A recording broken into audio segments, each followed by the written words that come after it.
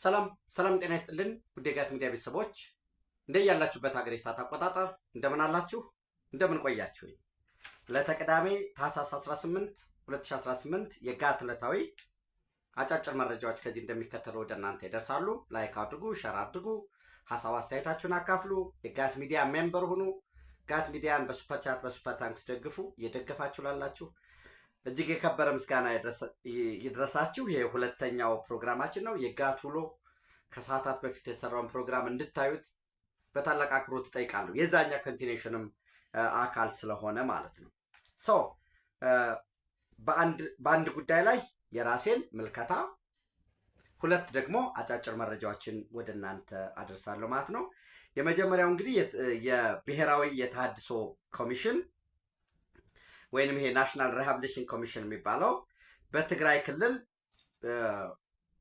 ቁጥራቸው ከ63,000 በላይ የሆኑ የቀድሞ ተዋጊዎችን በዲዲአር ዲሞቢላይዝ አድርጌ ዲሳርም አድርጌ አስፈላጊውን ስልጠና የክህሎት እንዲሁም ድጋፍ አድርጌ ወደ ማህበረሰቡ እንዲቀላቀሉ አድርጌያለሁ። ለዚህም ከ6 ቢሊዮን ብር በላይ ወጪ አውጥቻለሁኝ የሚል መረጃ አውጥቷል። እንግዲህ የዚህ የተሃድሶ ኮሚሽነሩ ተመስገን ጥላሁን ዋነኛ የኮሚሽኑ ተልዕኮ በጦርነት በግጭት ወቅት ላይ የነበሩትን በሁሉም ክልሎች ማለት ነው ታጥቀው ሲዋጉ የነበሩ አካላትን በስልጠና በማብቃት በኢኮኖሚ በመደገፍ ወደ ቀደመ ሰላማዊ ህይወታቸው እንዲመለሱ ማድረግ ነው። በዚህም ትጥቃቸውን አውርደው ከትከሻቸው ላይ የጦረኝነት ዝንባሌን ካምሯቸው ላይ ፍቀው ጥለው በሰላማዊ መንገድ ስልጣን እንኳን ከፈለጉ ወደዛ እንዲሄዱ ስልጠና ያስፈልጋቸዋል፣ ድጋፍ ያስፈልጋቸዋል። በተለያዩ ክልሎች አሁንም በጫካ ሆነው የሚንቀሳቀሱ ኃይሎች አሉ። እነዚህ ኃይሎች ስቲል መንግስት እያቀረበ ያለውን የሰላም ጥሪ ተቀብለው ወደ ምክክር ጠረጴዛ እንዲመጡ ነው ጥሪ ያደረጉት።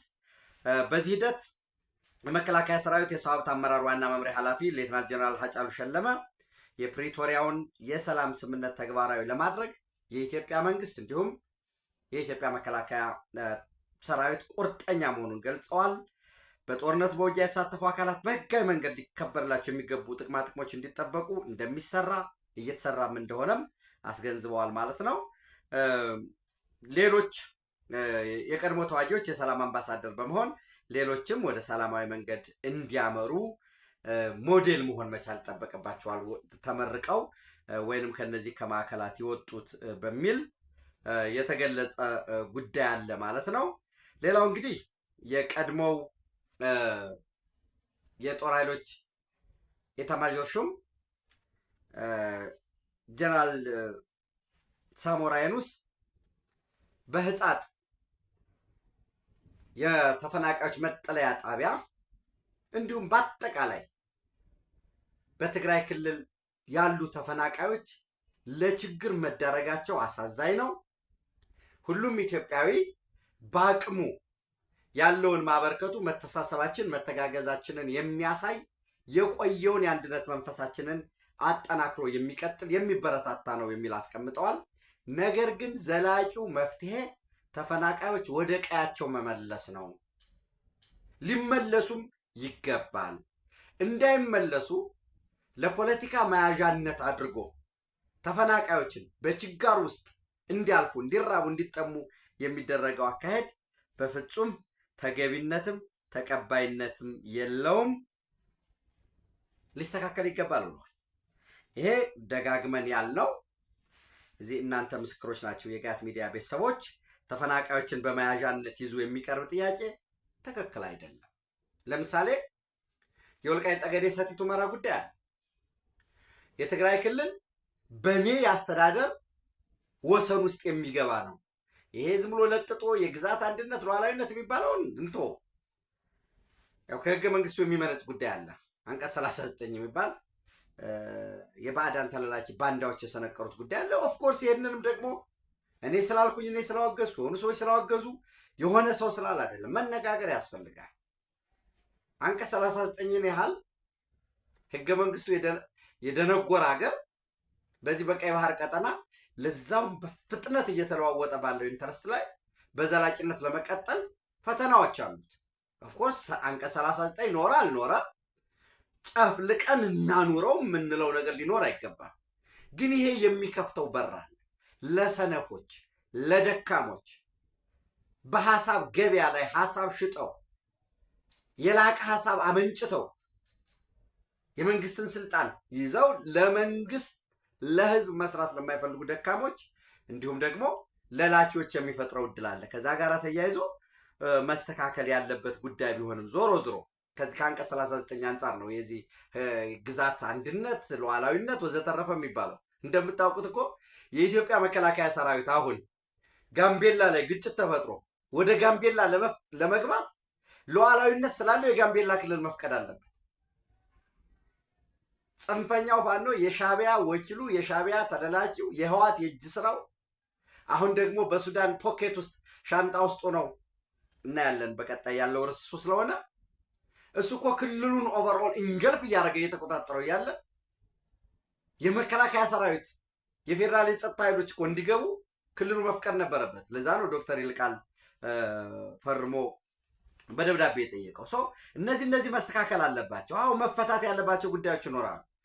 ዙሮ ግን ተፈናቃዮችን በመያዣነት ይዞ መሆን የለበትም ነው እና ጀነራል ሳሞራ ያነሱት ይሄንን ነው። ከአዲስ ዘመን ጋዜጣ ጋር በነበራቸው ቆይታ በትግራይ ክልል ሰሜን ምዕራብ ዞን አስገደ ወረዳ በህጻጽ ጊዜያዊ መጠለያ ጣቢያ በሚገኙ ተፈናቃዮች ላይ ያጋጠመው ችግር እጅግ እንደሚያሳዝናቸው የሚያሳዝን እንደሆነም ገልጸዋል። ሁሉም ተፈናቃዮች ያለምንም ቅድመ ሁኔታ ተፈናቃዮች የሚመለሱ ህዋት ሲመለስ ነው። ተፈናቃዮች የሚመለሱ ወልቃይት ጠገዴ ሰቲት ሁመራ ያለው ጊዜያዊ አስተዳደር ወይ አስተዳደር ሲፈርስ ነው። ተፈናቃዮች የሚመለሱ ወራሪዎች ምናምን አሉ እዛ አካባቢ ታጣቂዎች ይውጡ ወዘተረፈ የሚል ሺህ ነገር መዘርዘር አያስፈልግም። ደህንነታቸው ዋስትናቸው ተጠብቆ ወደ ቀደመ ቀያቸው መመለስ አለባቸው። እዛ ተመልሰው እንግዲህ አገር ማለት ሰው ነው አይደል የሚሉ እነሱ ሰዎቹ ይምጡ። የሰው እጅ ለምን ያለ ያታታሪ ህዝብ። ከዛ በኋላ ግን ጥያቄዎች አብረው ይቀጥላሉ። በአካባቢ መስተዳድሮች በሁሉም መምሬ የነበረው ወደ መምርነት ሁሉም ወደ ቀደመ ህይወቱ እንዲመለስ ማድረግ አስፈላጊ ነው። ሁሉም ተፈናቃዮች ያለምንም ቅድመ ሁኔታ ወደ ቀያቸው እንዲመለሱ ማድረግ እንደሚገባ ያሳሰቡት ጀነራሉ ተፈናቃዮችን በመያዣነት ይዞ የሚቀርብ ጥያቄ በውይይትና በመነጋገር እንጂ በሌላ መንገድ ሊመለስ እንደማይችል አመላክተዋል። ተፈናቃዮችን ለመርዳት እየተደረገ ያለው የገንዘብ ማሰባሰብ ስራ የመተጋገዝ ባህልን የሚያሳይ ቢሆንም ዘላቂ መፍትሄ ሊሆን ግን በፍጹም አይችልም ነው ያሉት።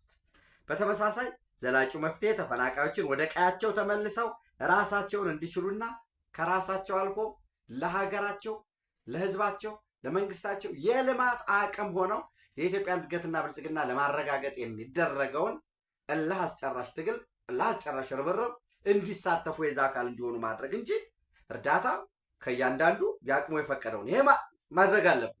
ረሃብ ቀን አይሰጥም። ነገር ግን የሚጠቅመው የልማት ኃይል የነበረ ታታሪ ህዝብ ስለሆነ ስነተ ፖለቲካል ወርድ ፖለቲካል ኮሬክትነስ በሚል አይደለም። የፕሪቶሪያ ስምምነት ከተፈረመ ወዲህ የትግራይ ህዝብ የሰላም ፍላጎቱን በግልጽ እያሳየ መሆኑን የጠቀሱ ጀነራል ሳሞራ ህዝቡ ከጦርነት ጭንቅ ሊላቀቅና የሰላም ፍላጎቱ ሊከበርለት ይገባል። በተለይም አንዳንድ ጀነራሎች የሚያሰሙት ፉከራና ህዝቡን ለጦርነት መቀስቀሳቸው በአስቸኳይ መቆም እንዳለባቸው በጥብቅ አሳስበዋል። እነኚህ እንግዲህ ቆሞ ቀሮች ናቸው። የዚህ የቀይ ባህር ፖለቲካ ነበረ። በዚህ ምክንያት ግብጽ ሆይ ሆይ ይለዋል፣ ይገፋዋል ከኋላ ሻቢያን። ሻቢያ ደግሞ ከኋላ ማንን ይገፋል? ህዋትን ይገፋል። ህዋት ደግሞ ከኋላ ማንን ይገፋል?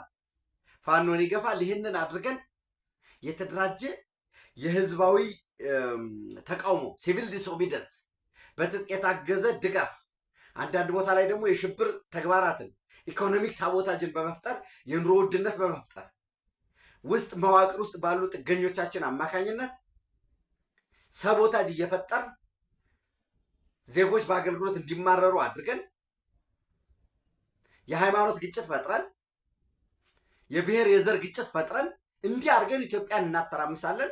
በመሃል የኢትዮጵያ መንግስት ጉልበቱ ስለሚዝል በሁሉም ቦታ ወጥረውና ለስልጣን እንበቃለን የሚል ቅዠት ነው የነበረው። አሁን ግብጽ በራሱ ከባድ የሆነ የቤት ስራ ተደንቅሮበታል። ከእስራኤል በኩል እጁን ታስሯል። አትሊስት አንድ እጁ በደም ተጠፍንጓል።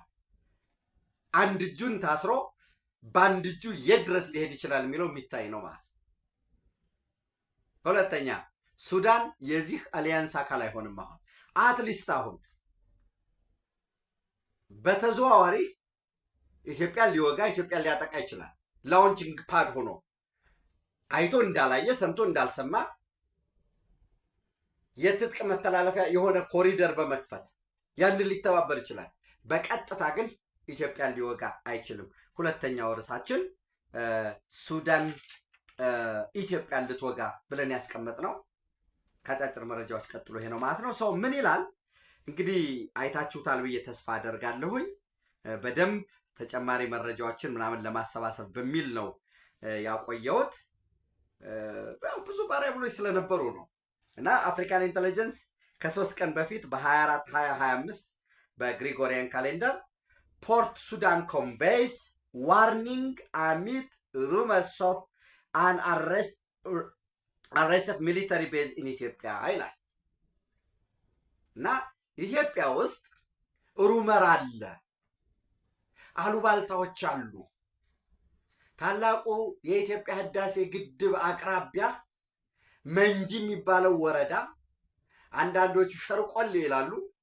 የዚህ ሁሉ የወሬ ምንጮች የኛው ተለላቂ ባንዳዎች ናቸው እና እዛ መንጂ ካምፕ ውስጥ መንጂ ጣቢያ ተቋቁሞ ቤኒሻንጉል ጉሙዝ ክልል ከ10,000 በላይ ታጣቂዎች የማሰልጠኛ ካምፕ ሆኖ ስራ ጀምሯል።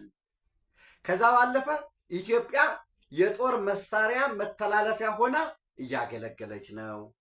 የጦር መሳሪያው የሚመጣ ከኬንያ በሞምባሳ ወደብ፣ ከሶማሌላንድ በበርበራ ወደብ አድርጋ ዩናይትድ አረብ ኤሚሬት እንዲመጣ አድርጋ አንዳንዴ ደግሞ የኤሚሬትስ ኤርፎርስ እየበረረ ኢትዮጵያ ውስጥ ያርፍና በዛ መሰረት የጦር መሳሪያ እየተላለፈ ነው።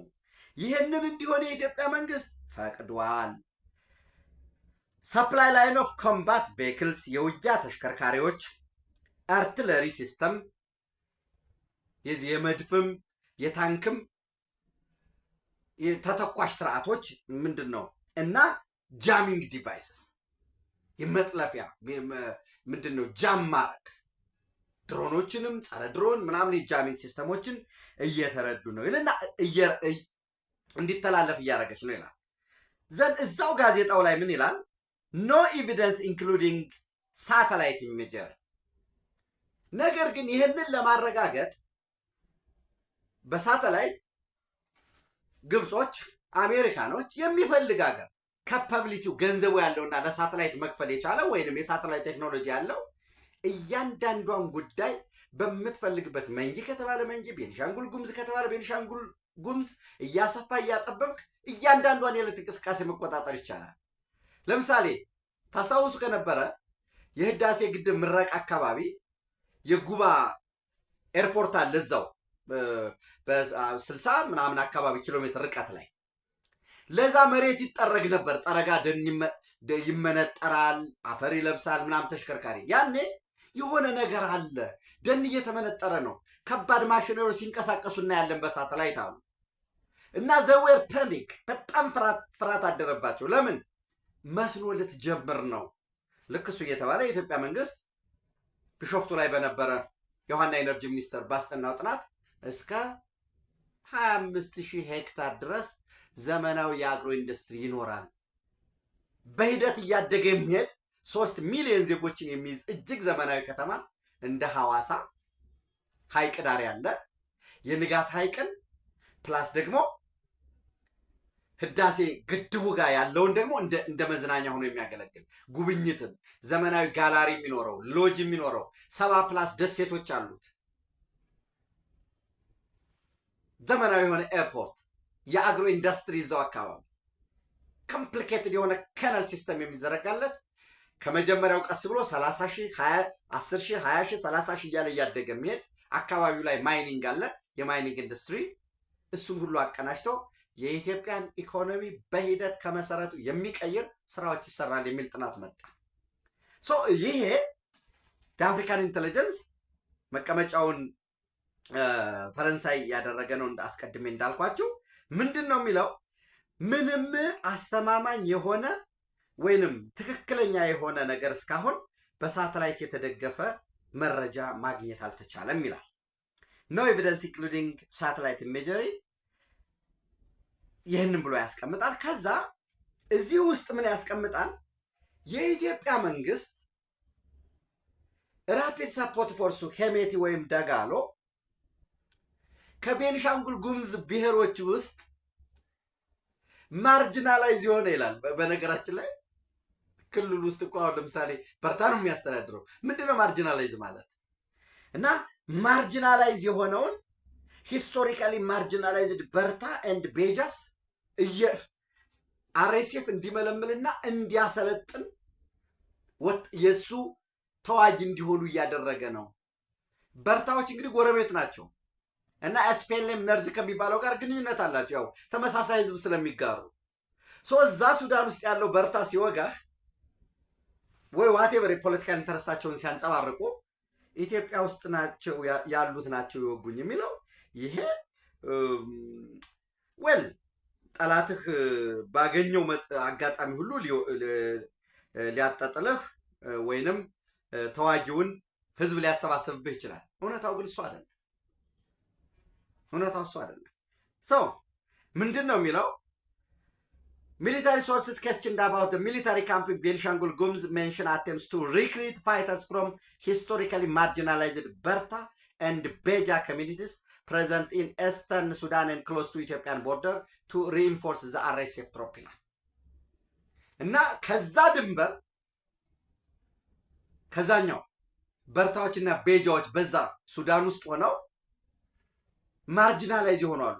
የኢትዮጵያ በርታ ክልል የሚያስተዳድረው ራሱ ነው። በኢኮኖሚካሊ ተጠቃሚ ነው። ማርጂናላይዝ ምናምን የሚባል ነገር የለም። ሂስቶሪካሊ ይኖር ይችላል። አሁን እንደዛ የሚባል ነገር የለም። ይህንን ያስቀምጣል ማለት ነው። ከዛ ወደ ትልቁ ጉዳይ ስንመጣ ምንድነው የሚለው እንትኗል ልንገራችሁ ብዬ ነው። The threat has been taken even more serious since the fall in the late October of El Fasher መውደቋ በጣም ያው ፓኒክ አድርጎታል። ይህም ስጋት ፈጥሯል ካለ በኋላ ምን ይላል? Initially meet with caution in diplomatic circles, the suspected existence of a training base for rapid support force in Ethiopia is beginning to cause some concern in the region. The news is also causing still Ethiopian military circles within the army. Generals close to the head of the Ethiopian National Force Defense, Brahanu Jula, are wary of the risk of Sudanese armed force associated them in any way with the RSF. For the time being, one no action. Ethiopia has not officially responded to this allegation, which were reported in early December by the Arabic language media outlet Al Jazeera. A source close to the Sudanese army has confirmed the substance of these rumors. Now, እንደዚህ እንሰማለን ምናምን የሚል ኮንፊርም አድርገዋል።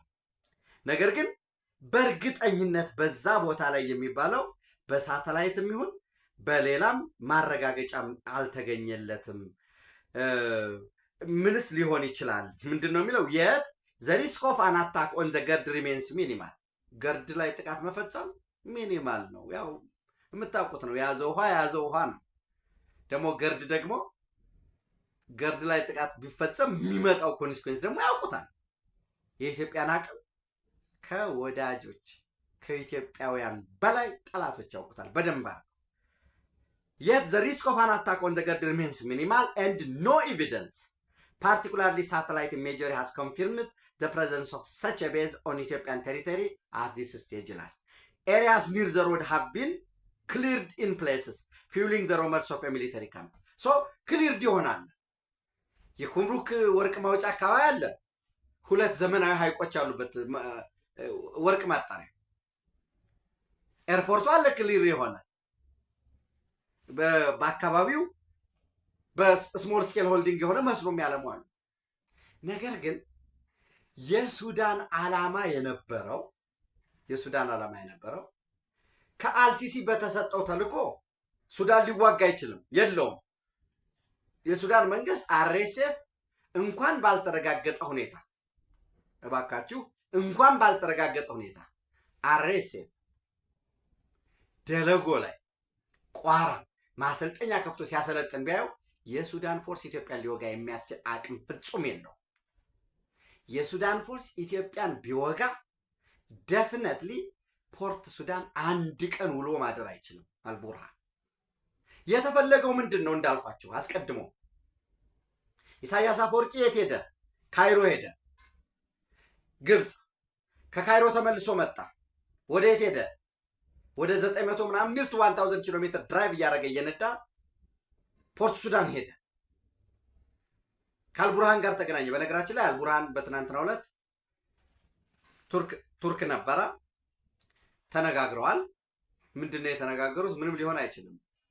ያው አግዘን ነው ደግፈን የጦር መሳሪያ ስጠን፣ ዓለም አቀፍ የፖለቲካ ጫና አለብን። ቱርክ ምን ኢንተረስት አላት ሱዳን ላይ? ያንን እናስጠብቅ።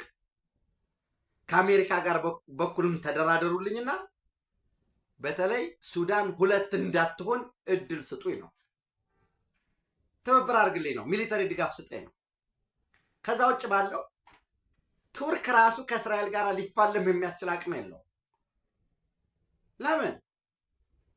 ቆጵሮስንና ግሪክን በመያዝ እስራኤል ከቱርክ ሊመጣብን ነው የሚሉትን የሂስቶሪካል ኤክስፓንሽኒስት የሆነ የኦቶማን ተርኪሽ ኤምፓየር ያንን ሌጋሲ ሊያመጡብን ነው በሚል ፍጹም አይቻልም የሚል መግለጫ ወጥቶበታል። ቆጵሮስ ኤንድ ግሪክ በመሆን አጠገቡ ማለት ነው ድንበርተኝነት። እዛው አዘርባይጃን አለ ኢንተረስት ያለው።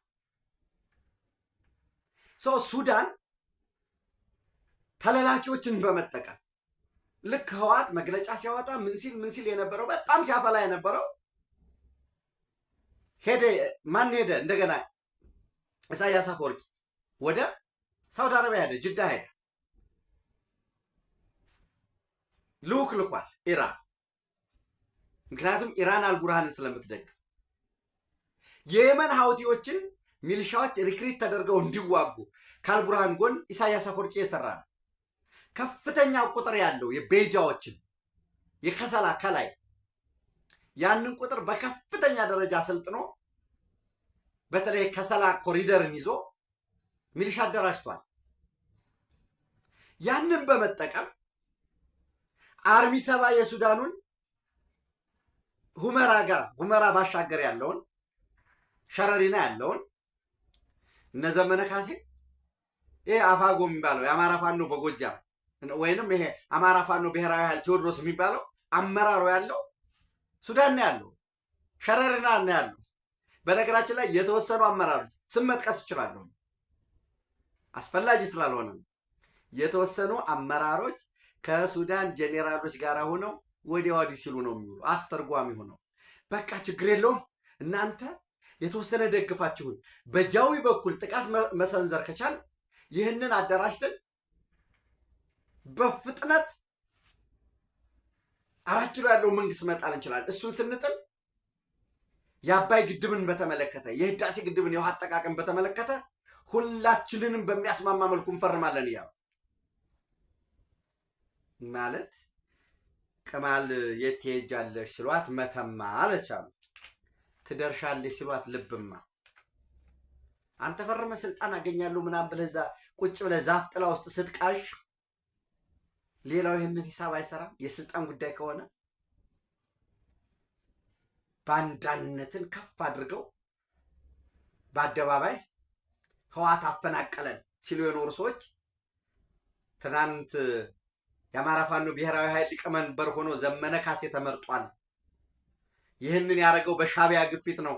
የሱዳን ድጋፍ አለ። የሱዳን ታጣቂን ሚሊሻን የመለመለውን አድርጎ መንገድ እየመራ ሊመጣ ነው የሚል መረጃ ሳወጣ ዛሬ እንቶ ፈንቶ ነገር ይዞ መጣ። ከሱዳን ጀነራሎች ጋር የሚውሉትን እስታቃል አይደል? ዘመነ በአስተርጓሚነት እዛው አለ። recruitment from the historical marginalized Batta and Beja የሚል የተቀመጣል። እንዳልኳችሁ የኃይል አሰላለፉ አሁን ብቻውን ነጥለን አቁመናል። ሱዳን እስካሁን እስራኤል ለሶማሌላንድ የሰጠችውን መግለጫ እስካሁን አላወጣም። ሻግ ኢሳያስ አፈወርቂ እስካሁን አንድ መግለጫ አላወጣም። አንድ መግለጫ ያው ደብረጽዮን እንኳን አንድ ወዳጅ ጋር እየተፎካከን የትግራይ ፕሬዝዳንት ትሆናለህ ቢሉ ደብረጽዮን ወይ ለእስራኤል ወይ ለሶማሊያም ቢሆን ደግፎ ያወጣ ነበር። ከሰማኝ ስሙንም አልጠራው ለዛ ነው ፍቃድም ስለሌለ አሁን በቀጠናው ያለው የአዲስ የኃይል አሰላለፍ ሶማሊያ ግብጽ አብሮ ሊሆን አይችልም። አውግዟል አለቀ። ኢጋድ አውግዟል አለቀ። የአፍሪካ ህብረት አውግዟል አለቀ። አሁን በቀጣይ የሚመጣው ቅና የሚሰጡ ሀገራት ነው። ግሪክ፣ ቆጵሮስ ሆፕፉሊ ሰኞ በሚሰጠው መግለጫ ዶናልድ ትራምፕ የሚለው እናያለን። እነ እንግሊዝ፣ እነ ፈረንሳይ፣ አውስትራሊያ እውቅና እንዲሰጥ ይጠበቃል። በዚህ ሂደት የእስራኤል መካናይዝድ ከፍተኛ ቁጥር መካናይዝድ ያለው ሲናይ በረሃ እኮ አለ። ድንበር ተሻግሮ ቁጭ ብሏል። ሃኒሽ ላይ ያለውን ያውቃል። ሶኮትራ ደሴት ላይ ደቡባዊ የመን ያለውን ኃይል ያውቃል። ዩናይትድ አረብ ኤሚሬት ሚሊተሪ ቤዝ አለው። የት? በርበራ ላይ። እስራኤል ሚሊተሪ ቤዝ አለው እኮ ቅኝት የሚሰራበት ሰርቪላንስ የሚሰራበት። አሁን ደግሞ ኤሊት ኮማንዶ ኤሊት ፎርስ ያመጣል። ትናንት ሶማሊያ ባወጣው መግለጫ በምንም ታምር በሶማሊያ ሉዓላዊ ግዛት ውስጥ የሌሎች ሀገራት ሰራዊት እንዲሰፍር አንፈቅድም ይላል። ያው እኛ ካልደገፍ ነው ማለት ነው፣ ከኛ ጋር ስምምነት ከሌለው። እሱን እንግዲህ ልናይ ነው።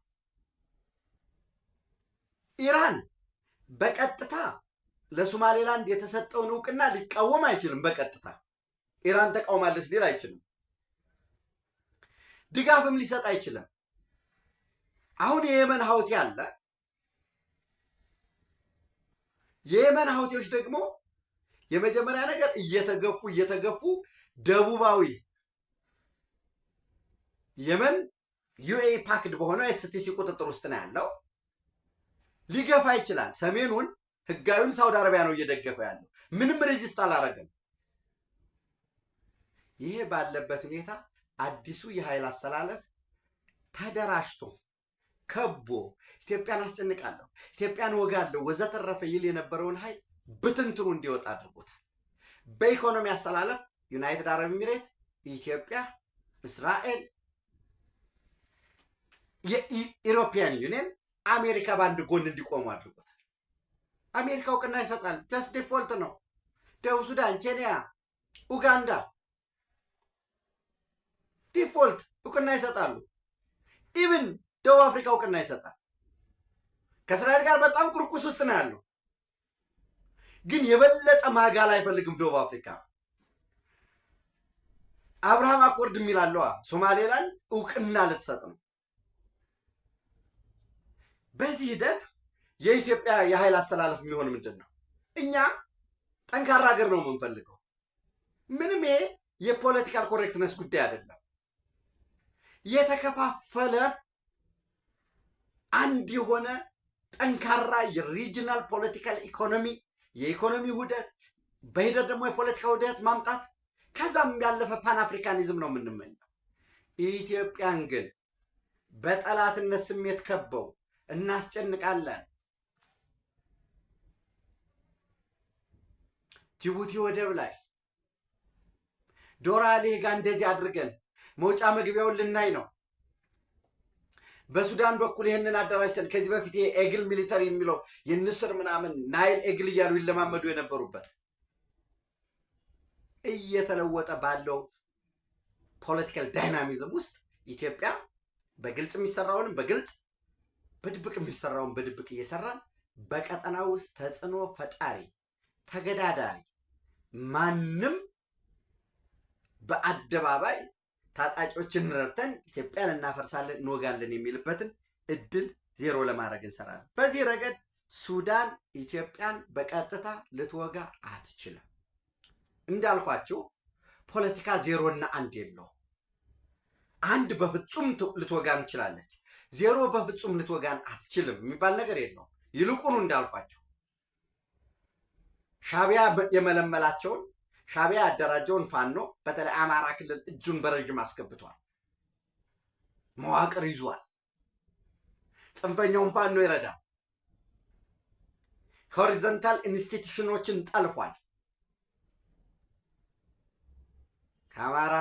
ከአማራ ጋር እንኳን አብሮ መስራት መለመን አይቻልም በሚል እንስሳዋን አልብሰው ጽሑፍ ጽፈው በአደባባይ እንዳላስወጡ ጭራሽ ለአማራማ ተባለ እያለ የዘመን እንክርዳዶች የተደረገበትን ግፉን የሚዘነጓሉ። ምን ችግር አለው? ማይካድራ የጨፈጨፈው አማራ አብረን ብንሰራ ምን ችግር አለው የሚል ጭራሽ አይሁዶች እንዲህ ሆነው ተጨፍጭፈው ነበር አሾቲዝ ላይ እና በጋራ ሆኖ ቢሰሩ ምን አለ የሚል ነገር መጣ። መጀመሪያውንም ለአማራ ህዝብ አልታገላቸውም፣ ልትታገሉ አትችሉም ያልነው ለዛ። ሰው እድሜ ይስጠው። በእድሜ ሂደት ሁሉም እየተገለጠ ነው የመጣው። ከትናንቱ ዛሬ ተገልጠዋል። ከዛሬ ደግሞ ነገ የበለጠ እየተገለጡ ይመጣሉ።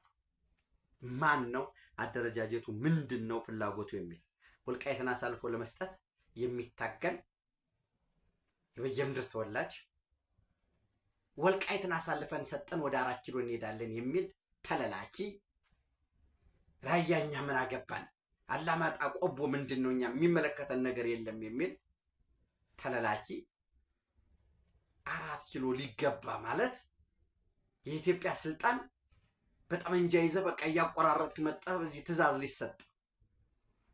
ይሄ መሀይምነት የፖለቲካ ድንቁርና ነው። ዙሮ በዛ የተጠለፉ በግል ፍላጎታቸው ያሉ አሁን ሆስቴጅ ነው ያሉት። አርሚ ሰባ ሆስቴጅ ያረጋቸው ተደራደር የግድ ብለው ዘመነ ካሴ ሊቀመንበር አድርገው መርጠው ወታደራዊ አዛዥ፣ የፖለቲካ አዛዥ፣ ቀጠናዊ ትስስር እያለ እያደራጃቸው ያለ እና እያስተረጎሙ ያሉ በቃ ይሄ በጣም ያለቀ ጉዳይ ነው። የኢትዮጵያ መንግስት የለም የሚቃዡ እነዚህ ያሉ ዙሮ ኤርትራ ቆም ብላ እንድታስብበት ሆኗል። ቆም ብሎ እንዲያስብ ሆኗል። በቀይ ባህር ቀጠና አዳዲስ ኃይሎች እየመጡ ነው። እንግሊዝ እየመጣ ነው። አሜሪካ እየመጣ ነው። የአውሮፓ ህብረት ጠቅሎ እየመጣ ነው። ያወገዙት አውግዘዋል። ነግሬያቸዋለሁ። ኢጋድ ያወግዛል ብያቸዋለሁ። አፍሪካ ህብረት ያወግዛል ብያለሁ። ትናንት ጠዋትም እንደዛ ነው ያልኳቸው። ከዛ እዚህ ቱርክ፣ ግብጽ፣ ጅቡቲ ግድ ነው ጅቡቲ ያወግዛል። እንደዚህ ከሆነ ለምን ራሳቸውን የሀገራዊ እውቅና አፍርሰው ሲለው አይዋሃዱ? ሶማሊያ አውግዟል፣ ግዴታ ነው። የአፍሪካ ህብረት ኢጋድ አውግዝ። የማታወግዝ ከሆነ ሶማሊያም ደግሞ ለቅቄ እወጣለሁ ከዚህ ቀጠናዊ ምንም ሬሌቫንስ የለውም ሌላው ነው። ከአፍሪካ ህብረት መውጣለሁ ሊል ነው። ይሄን ይደረጋል።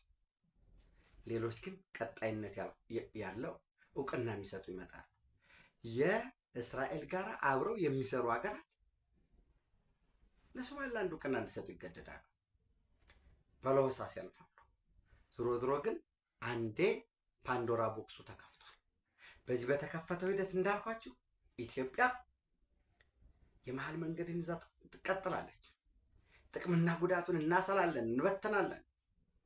ሉዓላዊን የአገርነት እውቅና የመስጠት ግን ኢንስቲትዩሽናል ራይት አይደለም። የአፍሪካ ህብረት የአገርነት እውቅና አይሰጥም። ሊሰጥ ይችላል፣ ግን እውቅና መስጠት የሀገራት መብት ነው። ሀገራት ይሰጣሉ፣ ሀገራት ደግሞ አስወስነው አስቀድሜ እንዳልኳቸው የምስራቅ ቲሞር፣ የኮሶቮ ለምሳሌ ለኮሶቮ ኬንያ እውቅና ሰጣለች። በቅርብ አመት ሆነው እንደ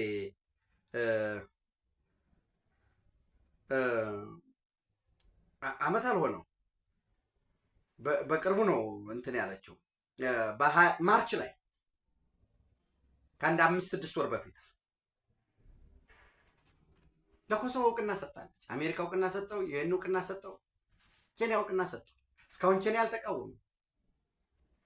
ከኃይል አስተላለፍ አንጻር ኤርትራ ለምሳሌ ኢትዮጵያን ከሶማሌላንድ ጋር በርበራን ወደብ ለማልማት ኔቪ ፎርስ ለማቆም ስትስማማ የአስመራ ዲክላሬሽን በጋራ ወታደራዊ እርምጃ በመውሰድ የሶማሊያን ግዛት አንድነትና ሉዓላዊነት እናስጠብቃለን ብለው ነበር። አሁን ኢሳያስ አፈወርቂ ጸጥ ብሏል። ግብጽም ይህንን መግለጫ ከማውጣትና በራሷ በአፍሌት ኢንስቲትዩሽን ሞሮኮ በነገራችን ላይ እውቅና ይሰጣል። ሌሎችም አሜሪካ እውቅና የሰጠ ጊዜ ደግሞ ይከተላል። ቻይና ይቃወማል ሆፕፉሊ። ምክንያቱም ቻይና የታይዋን ጉዳይ ስላለው ቻይና የሶማሊያን የግዛት አንድነትና ሉዓላዊነት ታውቃለች፣ የትክክል አይደለም የሚል መግለጫ ይሰጣል። ቻይና ግን ገፍቶበት ሂዶ ሶማሌላንድን በግድ አዋህዳ እንድትሄድ ማድረግ ይችላል ወይ? እንደ አስፈላጊ ነው ከተገኘ ሐሰን ሼክ መሐመድ ሂዶ እነዚህ አሸባሪ አልሸባብ ምናምን የሚባለው አየን እኮ አልሻራ አሸባሪ ተብሎ 10 ሚሊዮን ዶላር ምናምን ሲፈለገ ነው እሱን ያለበትን እየጠቆመ ሲባል ነበር። ምን ችግር ሊኖር ይችላል? ሐሰን ሼክ መሐመድ እና የምዕራባዊ ድጋፍ ምናምን ከሄደ የለም። ይህንን እናያለን። አንዴ ፓንዶራ ቦክሱ ተከፍቷል። የሶማሌላንድ የአገርነት ጉዞ አይቀሬ ነው። ደፍነትሊ እኛ በሽግግር ዘመን ምንም ስልጣን የሌለው የተባበሩት መንግስታት ድርጅት በውሳኔ ቁጥር 390 ኢትዮጵያ ተፈጥሯዊ፣ ጂኦግራፊካል፣ ታሪካዊ፣ ኢኮኖሚያዊ እንዲሁም ደግሞ የኢትኒክ የኢትዮጵያው አፋር ከቀይ ባህር ርቆ የኤርትራው አፋር የጅቡቲው አፋር ከቀይ ባህር ጋር መገናኘቱ በኋላ ወደዛ እንሂድ የኢኮኖሚ ዲስፓሪቲ ስለሚያመጣ በሚል ኢትዮጵያ ሌጂቲሜሲ አክሰስ የማግኘት መብት አላት ብሎ ጽፏል። ያችን እንኳን ጠቅሶ ኖ ኤርትራ ህጋዊ ሀገር መሆን በቃ ትሁን 30 ዓመት ምናምን ታግለዋል፣ ደም ከፍለዋል ምናምን ወዘተረፈ ይሁን ደን ችግር የለው። ነገር ግን ኢትዮጵያ ሲያክሰስ ያስፈልጋታል ብሎ የሚደራደር በህግ የሚሞግት ከህግም ባለፈ ጉድ ፌዝ ጉድ ፍሬንድሺፕ አብረን ተዋክተናል አብረን የለም። ኢትዮጵያን መዝጋት ሲምፕሊ መዝጋት ከቀይ ባህር ማራቅ ፍላጎት ያለው ባንድ 4 ኪሎ ገባ አንዱ አዲ ያለው ገባ ዘይዲዲ እና ያ ስለሆነ የኛው ነው የፈቀደው። ጴጥሮስ ጋሊ ግብፃዊ የተባበሩት መንግስታት ድርጅት ዋና ጸሐፊ ሆኖ ሪፈረንደሙን ሊታዘብ ወደ አስመራ ሲመጣ ኢሳያስ አፈወርቂ ሂልተን ተቀብሎት በኢትዮጵያ አየር መንገድ ተሳፍሮ ሲሄድ ለምን ያሉ የአዲስ አበባ ዩኒቨርሲቲ ተማሪዎች በጥይት ነው የተቆሉት። ሶማሌላንዳውያን በደስታ እየፈነጠዙ ነው ያሉት። ሌሎችም የሚመጡ ጉዳዮች ይኖራሉ። አዲሱ የኃይል አሰላለፍ የሚሊተሪ አሊያንስ እየተቀየረ ነው፣ የቢዝነስ አሊያንሱ እየተቀየረ ነው። አሁን በውጊያ ለምሳሌ ግብጽ ትራይፓርታይት ትሪቲ ነበር አይደል? የሶማሊያን ግዛት አንድነት በሚል የለም አለቀ። አሁን ካይሮ ላይ ወይ ምናምን ሞቃዲሾ ላይ የሚፈርም አትጠብቁ።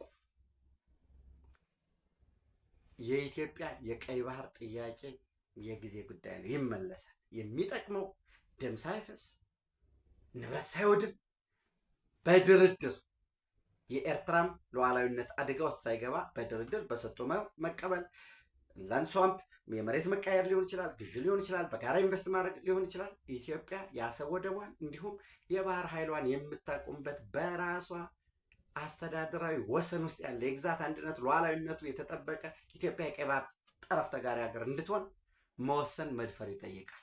ይህንን አለማድረግ ዋጋ ነው የሚያስከትለው። ሱዳን ፍጹም ምንም ሊያደርግ አይችልም። አሰብን መጥቶ አሁን ትናንት የማነ ገብረ መስቀል እኛ አሰብን እና ሌሎችን ወደቦችን ማብረን በኢኮኖሚ የመስራት መብት አለን በሉዓላዊነታችን ከአገራት ጋር ያደረግነው ስምምነት ነው ይላል። አሰብ ላይ አንድ ኮንቲነር ማራገፍ ይቻላል ኢትዮጵያ ካልተጠቀመችበት። ግብጽ አለማው ማንስ አለማው የማይሆን ነገር። ኢትዮጵያ ደግሞ ግብጽ እዛ መምጣቱ ሲረጋገጥ ለኛ እልል በቅምጤ ነው የሚሆነው፣ የሚበረታታ የሚደገፍ ነው የሚሆነው።